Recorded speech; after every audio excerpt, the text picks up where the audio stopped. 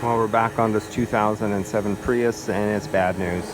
So I took out his 300 and some odd, 330 grams was it? I put back in the 420, 440 grams, and it's still the same thing. We have a high side, but we have no low side. And it's cool ambient temperature, and the compressor is winding away at like 6,000 RPMs down here. So, and we know how hot it got because I put the temperature probe on from the last video showing you how hot that compressor was. It was burning hot.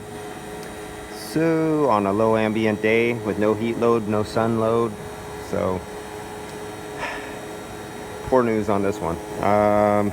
Yeah, this is one that didn't make it. And so this will be a compressor, a expansion valve, a condenser, and you're taking the expansion valve off and you're spending all that money, 7.5 hours to get to the expansion valve.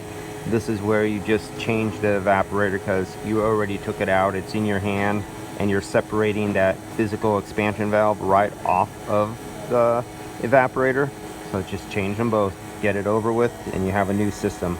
The only thing is this is a 2007 Prius, and we all know just the price of that labor to get 7.5 hours to that expansion valve and evaporator.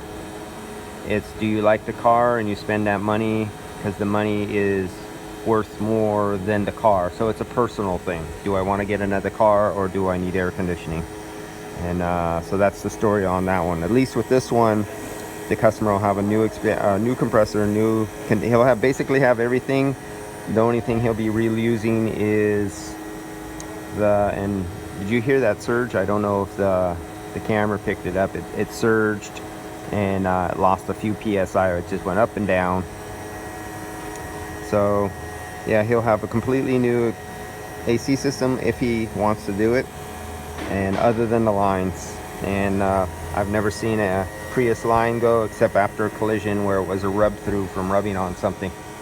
All right guys, that's it on the Prius.